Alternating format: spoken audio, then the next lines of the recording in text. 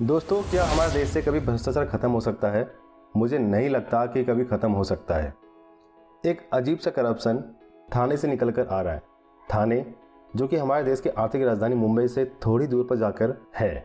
यहाँ पर एक अजीब सा स्कैम चल रहा है। लेकिन आगे बढ़ने से पहले मैं आपसे कुछ पूछना चाहता हूँ। दोस्तों, अगर आप ज़मीन खरीदते हैं तो उसका प्रोसीजर क्या होता है? सबसे पहले ज़मीन के मालिक के पास जाते हैं, उसे ज़मीन के पेपर तैयार करवाते हैं, फिर ज़मीन की रजिस्ट्री करवाते हैं, ज़मीन के मालिक को ज़मीन का पैसा पे करते हैं, और जो म्युनिसिपल डिपार्टमेंट है वहाँ जाकर स्टैम्प ड्यूटी, टैक्स वगैरह जो फीस होती है वो पे करते हैं। उसके बाद ज़मीन आपकी। फिर ज़मीन पर आप बिल्डिंग बनाओ, घर बनाओ, सब आपका, कोई इशू नहीं है। लेकिन अगर मैं कहूँ कि थाने के मीरा भयंदर में ऐसा नहीं होता है तो दोस्तों, वीडियो को यहाँ तक देखने के लिए धन्यवाद। मैं आपका पहले धन्यवाद कर दूँ और आशा करता हूँ कि वीडियो के अंत तक बने रहेंगे। और दोस्तों, आपसे एक थोड़ी सी विनती है, थोड़ी सी और छोटी सी विनती है कि अगर वीडियो और जानकारी पसंद आए तो प्लीज़ यार इसको लाइक कर दो और चैनल को ना सब्सक्राइब कर दो। बहुत ज़रूरी मेरे लिए। प्लीज़ यार चैनल को आगे बढ़ाओ, जिससे कि मैं मोटिवेट हूँ और आपके लिए अच्छी अच्छी वीडियोस लाता रहूँ। तो बढ़ते हैं अपनी वीडियो की तरफ। दोस्तों, ये स्कैम जानने से पहले हमें जाना पड़ेगा 1870 में, मतलब तकरीबन 150 साल पीछे। उस समय क्या था कि मेरा भयंदर के लोग वहाँ किसानी करते थे और तब बेचारे हमारे किसान बहुत परेशान थे। क्यों थे वो परेशान? दरअसल वहाँ के लोग जो किसानी करते थे वो समुद्र के आसपास के एरिया में किसानी करते थे। और फिर क्या था, समुद्र का जो पानी था, जो खारा पानी, वो खेतों में आ जाया करता था। इससे क्या होता था कि वहाँ की जो फसल थी वो ख़राब हो जाया करती थी। अब बेचारे लोग परेशान। उन लोगों ने फिर आवाज़ उठाई तो अंग्रेज सरकार ने बोला ठीक है, हम कुछ करेंगे इसके लिए।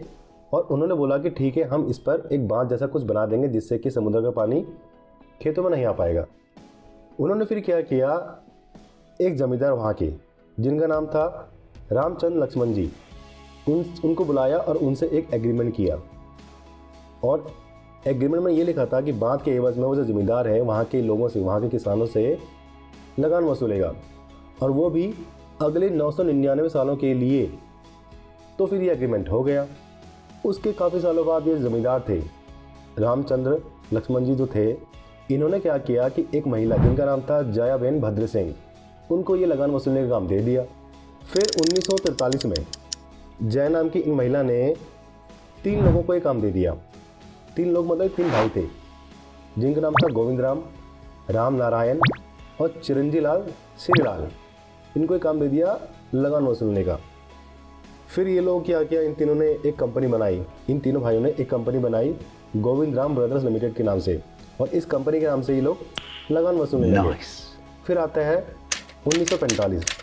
1945 में गोविंद राम ब्रदर्स लिमिटेड ने ये काम दे दिया द स्टेट इन्वेस्टमेंट कंपनी को, और ये कंपनी आज तक वहाँ पर टैक्स चार्ज कर रही है किसी नाम से। अब वो नाम मैं बताऊँगा बाद में कि वो किस नाम से टैक्स चार्ज करती है। तो 1870 से वहाँ पर लगान वसूला जा रहा था। और सबसे हैरानी की बात यह है कि ये ज़मीन का मालिकाना हक किसी के पास नहीं है। आज़ादी के बाद क्या था, जो भी खाली ज़मीन वगैरह जो भी थी वो सारे सरकार के अंडर में आ जाया करती थी। लेकिन ये ज़मीन का मालिकाना हक है, इस पर दावा कौन करता है? द स्टेट इन्वेस्टमेंट कंपनी, जो कि इलीगल है। मैं बताता हूँ आपको, दिसंबर 2023 में महाराष्ट्र के कांग्रेस अध्यक्ष हैं नाना पटोले, उन्होंने विधानसभा में एक आवाज़ उठाई कि भाई वहाँ पर ये स्कैम चल रहा है और सरकार को इसके ऊपर कुछ करना चाहिए। तो उसके बाद क्या हुआ, चीज़ें बाहर निकली। अभी क्या है कि 2008 में ये जो कंपनी है द स्टेट इन्वेस्टमेंट कंपनी, इसने दावा किया था 2095 एकड़ ज़मीन पर अपना। और फिर साल 2015 में क्या हुआ जानते हैं दोस्तों? क्या हुआ, थाने के कलेक्टर महाराज ने इनको ट्रांसफ़र कर दी 8,995 एकड़ ज़मीन। मैं दावा किया था 2095 एकड़ ज़मीन पर, ट्रांसफ़र कर दी 8,995, मतलब घपला। तो ये कंपनी तब से वहाँ के लोगों से पैसा वसूलती है। अब पैसा कैसे वसूलती है मैं आपको बताता हूँ। अब ये जो कंपनी है the estate investment company private limited, वहाँ के लोगों से जो लगान वसूलती है, कैसे वसूलती है? एनओसी के ज़रिए। नहीं समझ आया? बताता हूँ। दरअसल जो भी लोग वहाँ ज़मीन लेने जाते हैं ना, तो सबसे पहले म्युनिसिपल डिपार्टमेंट जाते हैं, और फिर जो डिपार्टमेंट है वो ये कहकर मना कर देता है कि जाओ पहले कंपनी के पास जाओ, उनसे एनओसी लेकर आओ। फिर बेचारे लोग क्या करते, कंपनी जाएं, और फिर एनओसी के बदले वो कंपनी उनसे पैसा वसूलती और वो जो पूरा पैसा है कंपनी के जेब में जाता। अब वो किस हिसाब से पैसा वसूलती है? वो वसूलती कंपनी 150 से लेकर 500 रुपये पर स्क्वायर फीट के हिसाब से। 150 से लेकर 500 रुपये पर स्क्वायर फीट के हिसाब से पैसा चार्ज करती है कंपनी, और वो पूरा का पूरा पैसा उनके अकाउंट में। कोई दिक्कत की बात नहीं है। तो ये स्कैम चल रहा है, जबकि मालिकाना हक किसी के पास नहीं है। किसके पास होना चाहिए? सरकार के पास। मतलब लोग जाएं, डिपार्टमेंट जाएं, उनसे बात करें, ज़मीन की बात करें, ज़मीन के लिए पैसा दें, रजिस्ट्री करवाएं और ज़मीन पर जो करना है वो करें। लेकिन ऐसा होता नहीं है। तो दोस्तों, आज़ादी के बाद से अभी तक, मतलब आज़ादी से पहले 1870 से ये चीज़ वहाँ चल रही है। और जो द स्टेट इन्वेस्टमेंट कंपनी है, ये एक तरह से मतलब ईस्ट इंडिया कंपनी की तरह ही काम कर रही है। वहाँ इसका कुछ नहीं है, फिर भी सब कुछ अपना ही है। तो अभी ये जो चीज़ बाहर निकली है, इस पर महाराष्ट्र के जो EOW है, मतलब इकोनॉमिक ऑफेंस विंग, उन्होंने एक्शन लिया इस चीज़ के ऊपर। और वो जो कंपनी है द स्टेट इन्वेस्टमेंट कंपनी, उनके ऑफिस गई है और छानबीन कर रही है, इन्वेस्टिगेशन कर रही है।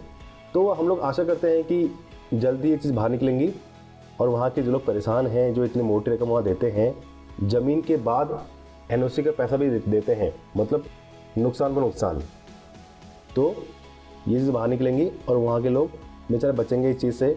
और फिर कम से कम हमारे देश से एक इतने बड़े एरिया से जो एक भ्रष्टाचार हो रहा है वो ख़त्म होगा और लोगों को सुकून मिलेगा। और जो जो लोग इसमें शामिल हैं, जो सरकारी लोग इसमें शामिल हैं, उनका नाम बाहर आएगा और उनको सज़ा मिलेगी और ये काम बंद होंगे। आशा करता हूँ कि आपको ये वीडियो और जानकारी पसंद आई है। अगर पसंद आई है तो प्लीज़ वीडियो को लाइक करो, शेयर करो और चैनल को सबसे बड़ी बात सब्सक्राइब कर दो, जो कि फ्री का बटन है भाई। फ्री का बटन दबा दो यार, दबा दो, सब्सक्राइबर बढ़ाओ मेरे। धन्यवाद। जय हिंद, जय भारत।